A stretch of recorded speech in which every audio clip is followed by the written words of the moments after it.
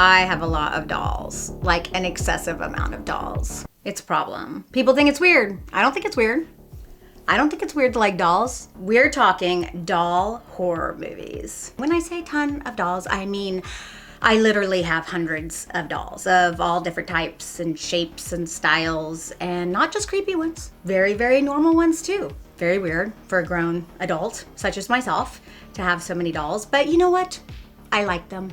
They make me smile when I look at them, so I don't care. At some point, I'm sure I'll show you my dolls. Probably not the more normal looking dolls, but at least some of the weird ones when I decide to ever finish unpacking everything, you know, all my collectibles and all that sort of stuff. You know, it'll happen at some point when I have time, because, you know, this isn't the only thing that I do in my life. Yeah, you know. There is a condition called pediophobia. It's the fear of inanimate objects that appear human. Dolls, mannequins, wax figures, ventriloquist dummies. Ventriloquist dummies, that's a big one for me. I don't have any ventriloquist dummies, shockingly.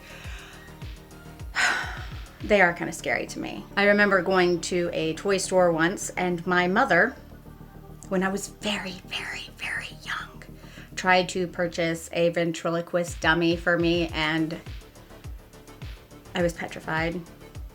It was like a red-headed one, like with freckles or something, and that was the one doll I was like, no, I don't want that. Thank you very much. I regret that now. I wish that I had a ventriloquist doll now, because I think it would be very cool, and I think it would be something cool to learn, don't you think? I don't know how you throw your voice. How do you throw your voice, Crystal? I'm so good at this. Because of that definition, I might be playing it a little loose with doll. I mean, they're basically dolls. A puppet is a doll to me, and a mannequin is a doll to me, and a ventriloquist dummy is also a doll to me.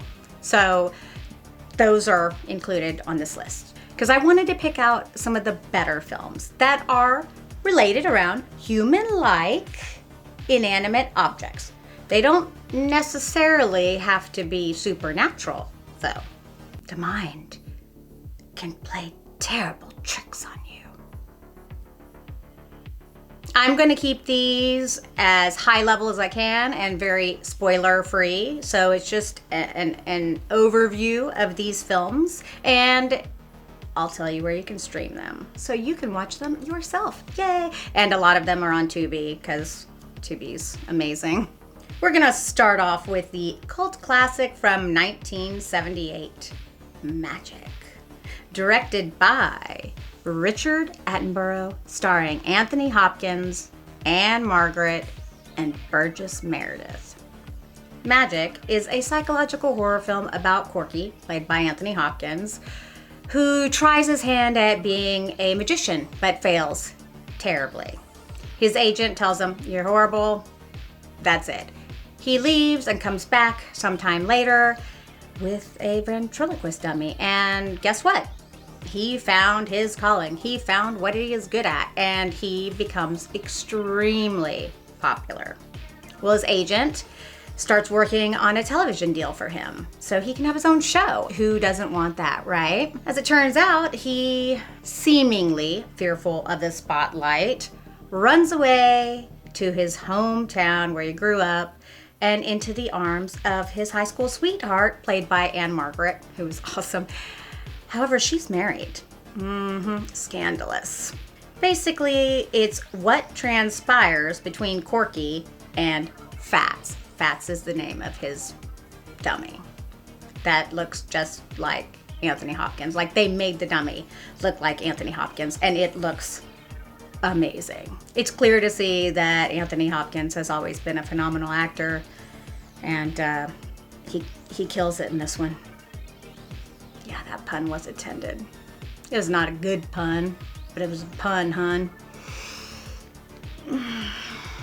The doll looks amazing. Anne Margaret is great in this. I like the way the story plays out and how it's handled, because honestly, it winds up so weird that you're not really sure if you think you know what was happening was really happening.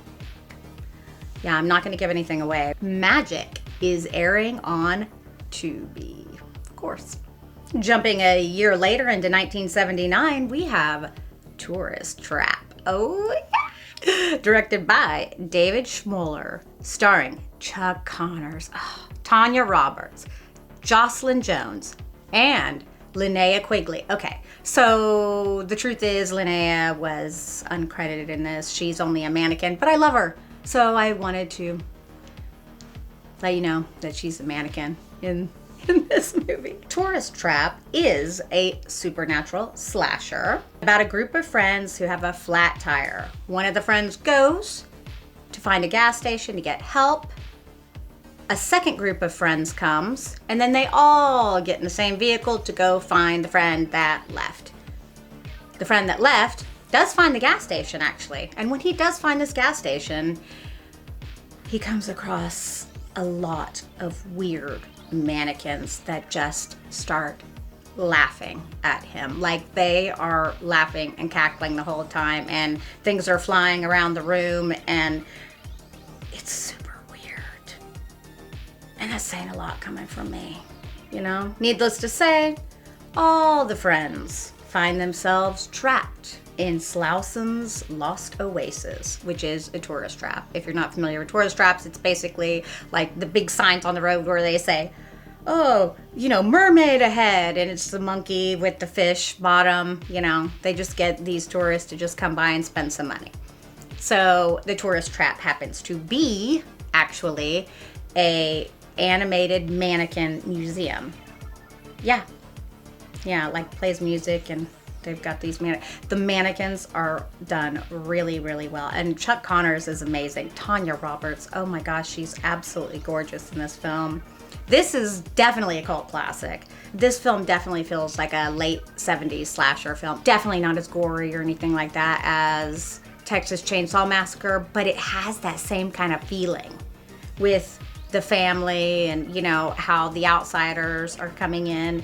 And, they have this one mannequin that even has these light up eyes, and it's such a simple effect, but it plays off really well in this film, and it's really creepy. Like, I think that for such a simple film, they did a great job just having these heads move around like ha ha ha ha ha ha ha. Tourist Trap is on Tubi.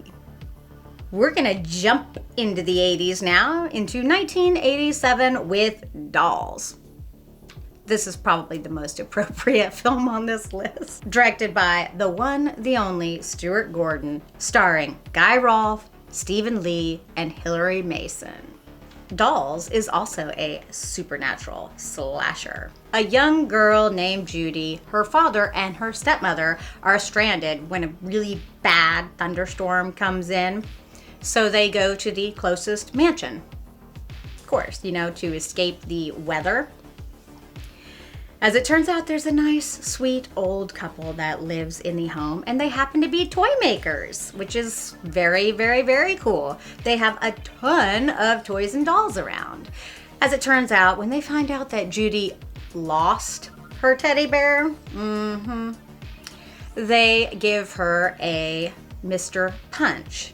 The story is Punch and Judy. I actually have a Punch doll around here. I have a Punch like... So this is Mr. Punch. Say hi, Mr. Punch. Hi. Can you see Mr. Punch?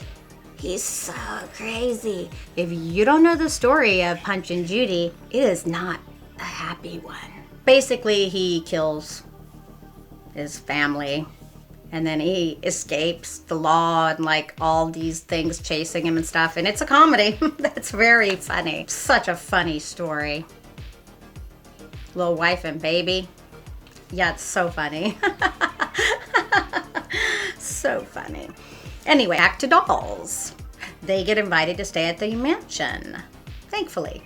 Also, 3 more people arrive. A dude and 2 chicks that are like thieves. Yeah, they're bad people. They actually met up with the dude to try to rob him, but then because of the storm, they all come to this mansion. And of course, they all get invited to stay. And what transpires is some supernatural dollies, you know, doing their thing.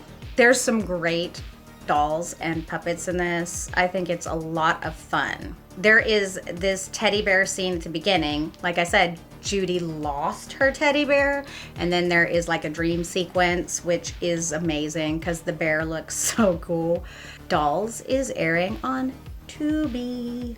Now we're going to talk about one that I hardly hear anyone talking about. It is from 1988, and it is called Pin, a Plastic Nightmare. Directed by Sandor Stern, starring David Hewlett, Cynthia Preston, and Terry O'Quinn. Yay! Pin is a psychological horror film.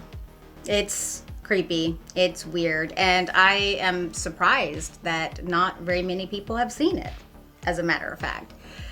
It focuses around two siblings, Leon and Ursula, and basically how they have been raised. Their father is a doctor who has a life-size anatomical mannequin that is named Pin. Actually, Ursula named Pin after Pinocchio because he can't lie. Basically, the dad uses Pin to teach the kids things about their body and bodily functions and things that he probably feels uncomfortable talking to his children about. So I guess in that way, they're at least learning something, I suppose. The mother is pretty overbearing and pretty creepy and very weird. And needless to say, the children don't turn out, you know, very healthy in such an awkward environment. Leon becomes very, very attached to Pin. Obsessively so. It feels very Psycho-like. It's definitely got that total Psycho vibe. I mean, you don't have the mom thing or whatever, but it does have that same sort of feel because you know things are not right upstairs, you know? There is this one scene in the doctor's office with Pin and a nurse, with him being anatomically correct, you know? The movie is done really well. It's acted really well. I love Terry O'Quinn. Pin is not airing on Tubi, if you can believe it, but it is here on YouTube. 1988's Waxwork, directed by Anthony Hickox, starring Zach Galligan, Deborah Foreman, and Michelle Johnson. Sorry, the laugh with Zach Galligan is just because I think about Gremlins and it makes me laugh. Waxwork is a little different from the rest of the films because it is a horror comedy. I think some people miss the comedy aspect of it, but it is meant to be funny, and it is, trust me. It's silly, it's campy in quite a few ways. It's about a group of college friends that get invited to a late night showing at a wax museum. Just kind of popped up there. In the museum, they have some amazing classic horror displays, like vampires, werewolves, Phantom of the Opera. Oh, they even have a Marquis de Sade, which is one of the more interesting scenes. What's funny about it is when you see the displays, it's obvious that they're just people. It's just people posing. However, the displays call out to these victims, and once they cross the threshold into the display, they are transported into like another dimension, as it were, like a little time capsule, time portal, whatever, into that realm, the realm of whatever it is. Like if it's a vampire, it's a vampire's castle. I'm assuming, I feel like it was supposed to be Dracula, but they never specifically say Dracula, so whatever. And then, you know, the werewolf and all that, which is actually really cool, and they did a good job with it, and they changed their costumes and things for this, so that's pretty cool.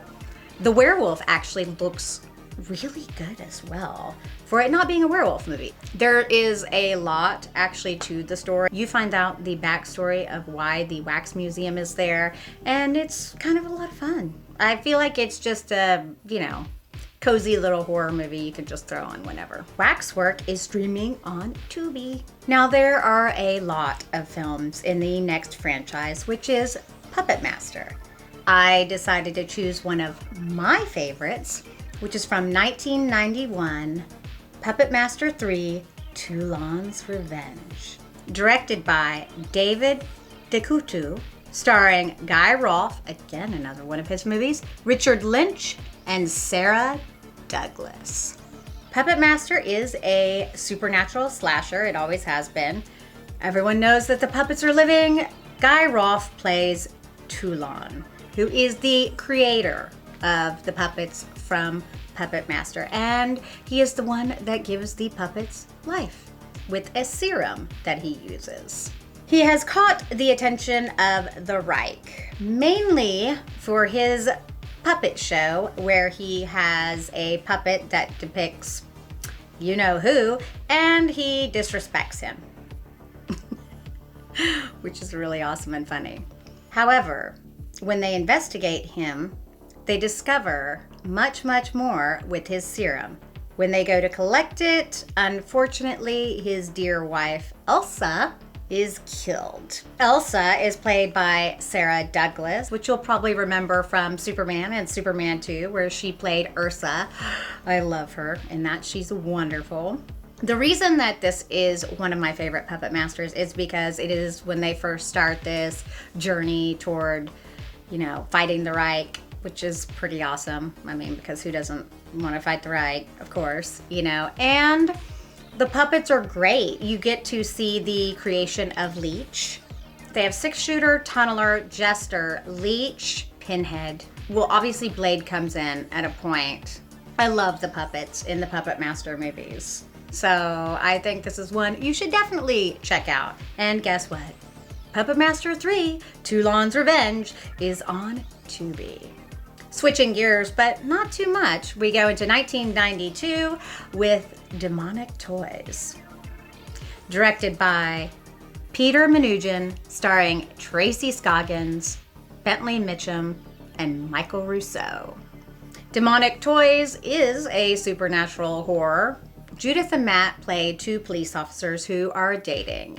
They're on a stakeout to bust some arms dealers. It's outside of a toy warehouse. She tells Matt that she is pregnant. He gets a little bit more protective. They have their confrontation, and of course, Matt is killed. The ones that are left run into the warehouse. Judith chases them in there, and inside of this warehouse happens to be Demonic Toys. Actually, what happens is someone dies in there, and because their blood is spilled, it awakens a demon that was buried beneath it.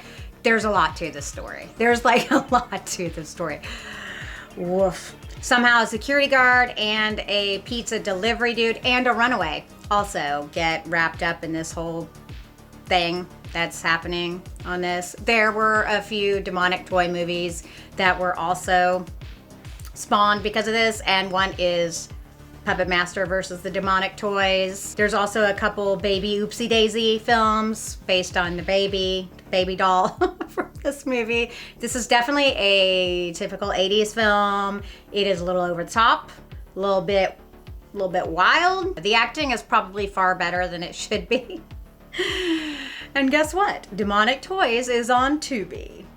Definitely the most popular film on this list, and definitely one of my very favorite horror movies of all time. 1998's Bride of Chucky. Yeah!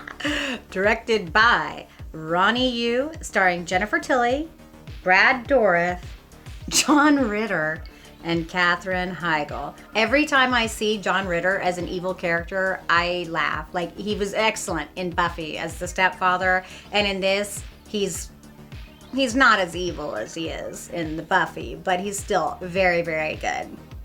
Bride of Chucky is a horror comedy. Tiffany Valentine, Chucky's girlfriend, bribes a police officer to get his remains back. Obviously, she offs the police officer and takes Chucky's remains and stitches him back up and performs the Voodoo for Dummies book ritual to resurrect Chucky. Along comes Tiffany's friend, played by Alexis Arquette, who is phenomenal in this, who, has the hots for Tiffany. And guess what? That sends Chucky into a little bit of a jealousy, and he manages to come back to life. Tiffany just wants to have her marriage and her family and her normal life, and Chucky thinks that's crazy. Tiffany locks Chucky up in a cage. He manages to get out, and he electrocutes Tiff, putting her in a doll that she left for him, a wedding doll. And of course, this is when we see Tiffany get her zhuzhed up as her usual self. And it's their journey to try to find the heart of Damballa so that they can get out of the doll bodies. That's basically the whole gist of the movie.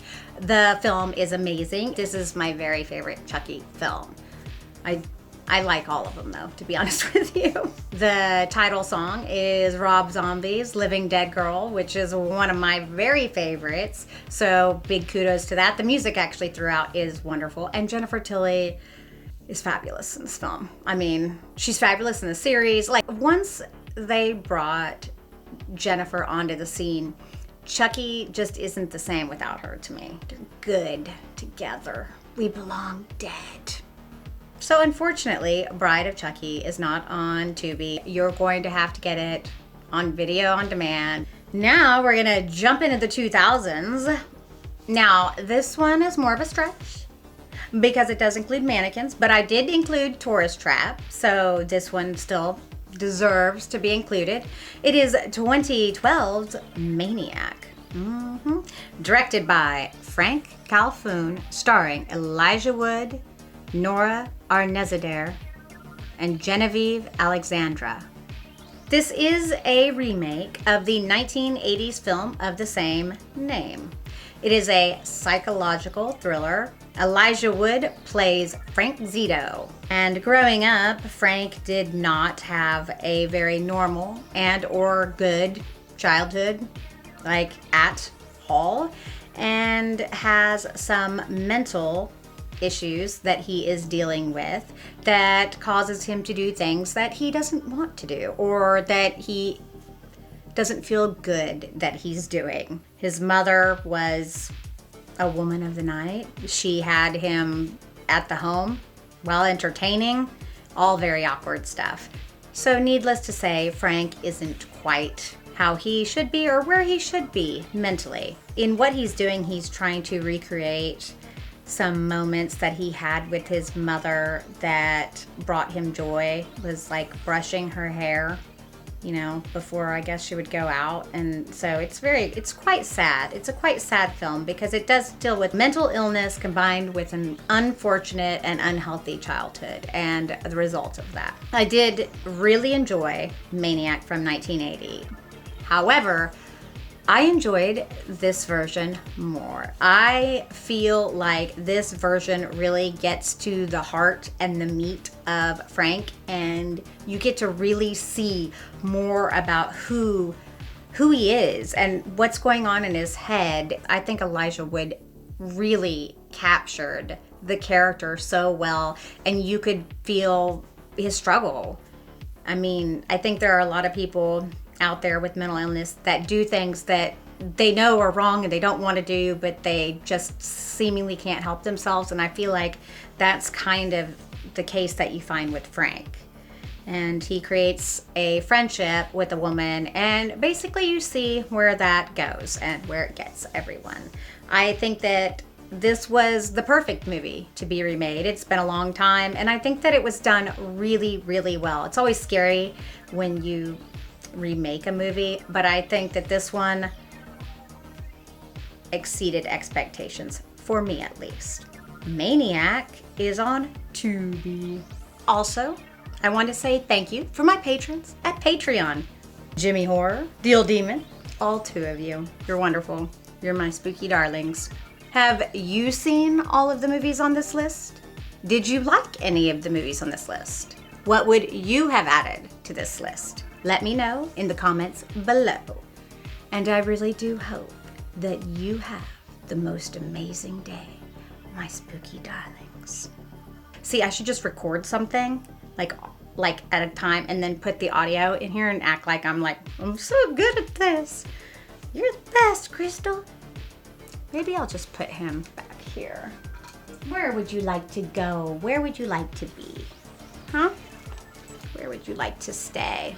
I have a lot of dolls. And dogs, apparently.